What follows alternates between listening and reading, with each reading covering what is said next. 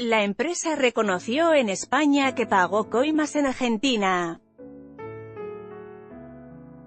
En la investigación interna de la empresa, publicada por el diario El Confidencial de España, aparecen los nombres de un hijo de Julio De Vido, Bernie Kisilov, y se explica cómo era el esquema de sobreprecios Isolux, la empresa española que reconoció el año pasado que pagó coimas en Argentina.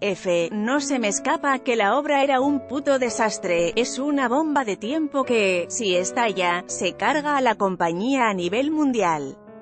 La frase no la dijo un periodista indignado ni es el comentario de un lector a una nota sobre la corrupción en la central termoeléctrica de Río Turbio, sino un mail interno entre empleados de Isolux, la empresa española que reconoció el año pasado que pagó coimas en Argentina.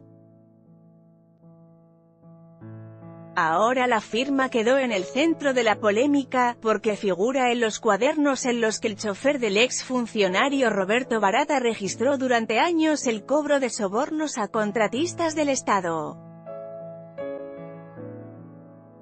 Juan Carlos de Goicoechea, el CEO de Isolux en Argentina, estaba esquiando cuando se enteró de que su nombre aparecía en los cuadernos. El viernes se entregó y pidió declarar como arrepentido. Había trabajado hasta febrero de 2017 en la firma española, cuando lo echaron en medio de acusaciones cruzadas. Quizás el verdadero origen fue una investigación interna de la compañía a partir de una denuncia de un empleado. Los directivos concluyeron que la firma pagó coimas a funcionarios Ministerio de Planificación en torno a la construcción de la central termoeléctrica de Río Turbio.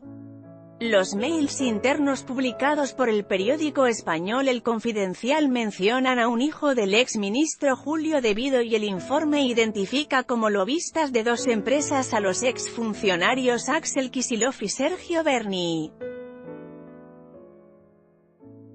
Fuimos corruptos. El 8 de julio del año pasado, el periodista Agustín Marco, del diario El Confidencial de España, publicó en un artículo que pasó inadvertido en Argentina un resumen del informe que realizó Isolux a partir del testimonio que prestó un empleado a través del canal de denuncias internas que tenía la compañía, lo que derivó en una investigación que terminó con la empresa reconociendo que se pagaron coimas en Argentina. La denuncia había sido presentada un año antes. El empleado contó con lujo de detalles cómo era el sistema de sobornos e involucró directamente a Juan Carlos de Goicoechea, a quien acusó de crear una empresa llamada GVA, a la que identifica como una fachada montada para pagar coimas al Ministerio de Planificación Federal vinculadas a la construcción de la central eléctrica de Río Turbio. Juan Carlos de Goicoechea, de acuerdo con la denuncia, se pagaron sobreprecios a algunos subcontratistas, como las empresas Mi S.A. y Rafa S.A. Según la presentación, la primera entregaba piezas defectuosas y la segunda, que no tenía experiencia, enmendaba con presupuestos adicionales esas fallas. Los nombres de las firmas los habrían aportado desde el propio ministerio. Lo de las piezas defectuosas tiene un link inesquivable en esta historia. 3 días después de que Cristina Kirchner organizara un simulacro de inauguración con olor electoral en la planta de Río Turbio, se produjeron 2 explosiones en la central. El portal OPI Santa Cruz realizó una investigación en la que demostró que el accidente se produjo por fallas en las soldaduras. ¿Quién da las órdenes? El nivel de participación del gobierno argentino en las decisiones de la empresa española llamó la atención dentro de Isolux. El ejecutivo José Luis Perea estuvo durante casi 7 meses de 2013 al frente del proyecto en Río Turbio. En algún momento le preguntó a de Goicoechea por qué había funcionarios nacionales en las reuniones privadas de la empresa. José, no tengo cómo explicarlo, porque simplemente así funcionan, le respondió el CEO. En julio de 2013 Perea fue trasladado a un proyecto en Cartagena de Indias, Colombia, según su perfil de LinkedIn. Quizás la explicación esté en sus problemas con los funcionarios.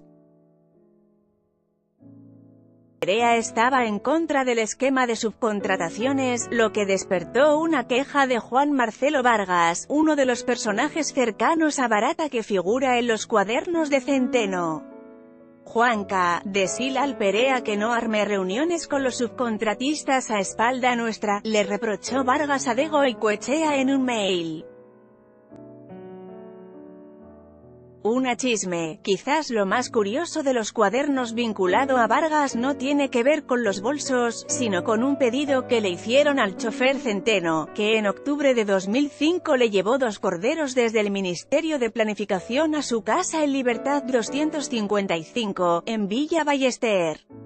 El informe interno de Isolux también apunta a Marcelo Delfino, el primero en ser echado de la empresa a raíz del escándalo de corrupción. Era el director financiero del grupo en Argentina, con alcance a Uruguay y Paraguay. Según la denuncia, atendía a las instrucciones de los funcionarios del ministerio por encima de las órdenes de los responsables nombrados por el presidente de la empresa.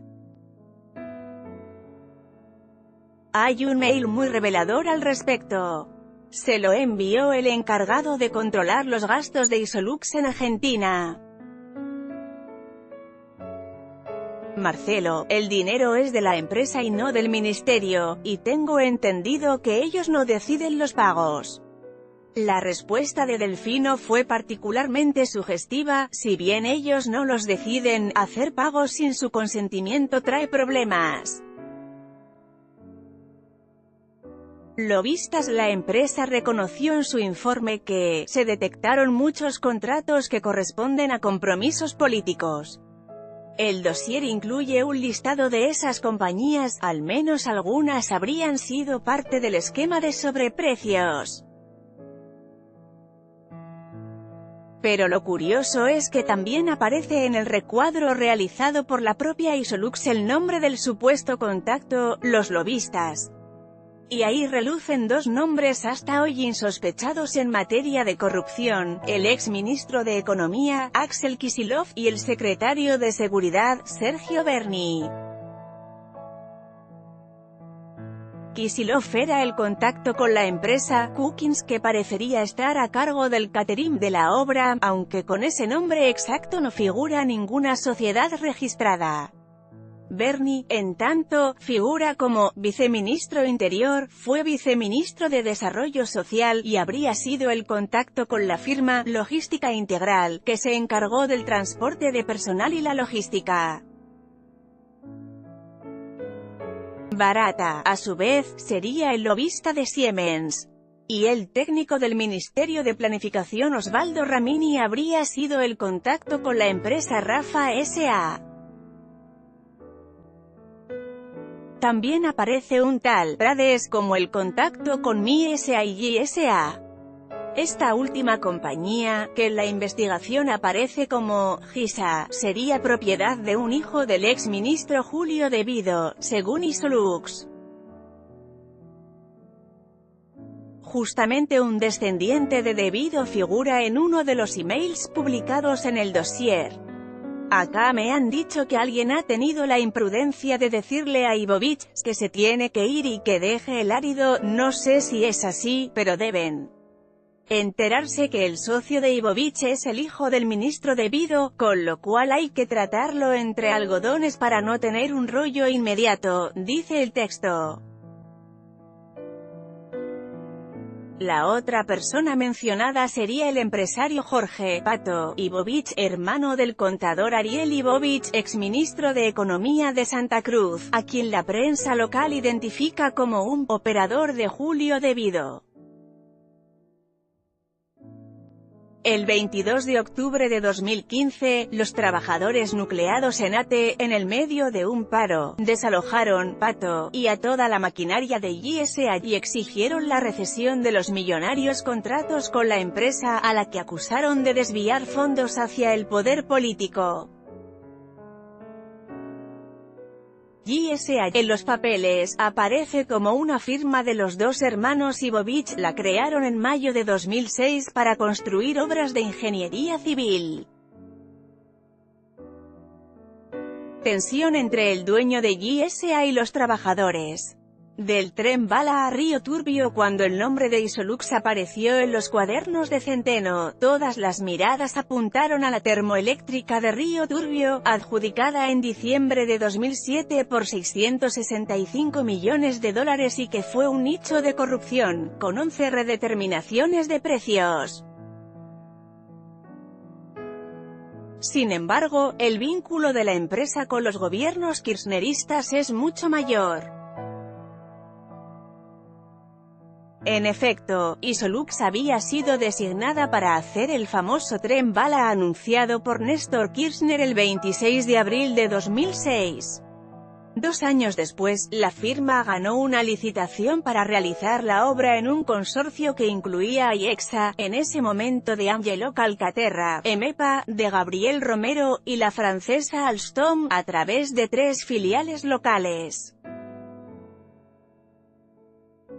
Isolux, además, participó junto a IEXA en la construcción de 2 centrales termoeléctricas en las que se detectaron varias irregularidades. Se trata de Ensenada de Barragán y Brigadier López. En el famoso informe El Estado del Estado, la Sindicatura General de la Nación concluyó que se pagaron sobreprecios de alrededor del 70%, al calcular el costo final de las obras con relación a la energía generada. El nombre de Isolux también volvió a ser noticia hace unos días a raíz de una investigación del diario Perfil, que detectó que la empresa le vendió a Sideco Americana, que encabeza Gianfranco Macri, la concesión de 6 parques eólicos, que la empresa de la familia del primer mandatario a su vez revendió a la firma Yenella, en una operación por la que ganó $15 millones gracias a un simple pase de manos. En los cuadernos, según el llamado a indagatoria del juez Claudio Bonadio, de Goicoechea ordenó realizar pagos de Isolux a Barata por primera vez el 19 de junio de 2008. Hubo sobornos de hasta $6 millones con cierta regularidad hasta 2010, luego, en 2013, se retomaron las operaciones. Ese año hay una revelación que se destaca, porque aparece el nombre de la expresidente Cristina Kirchner, quien habría ordenado que uno de los bolsos sea entregado en la jefatura de gabinete. El nombre del CEO de Isolux vuelve a figurar en los cuadernos en 2015. El último pago de Isolux en el que participó el chofer Centeno habría sido el 6 de octubre, poco antes de las elecciones que ganó Mauricio Macri, cuando se entregaron $250.000 a Nelson Lazarte, el desconocido empleado de mesa de entrada que se convirtió en mano derecha de Barata. Fuente: Infobae.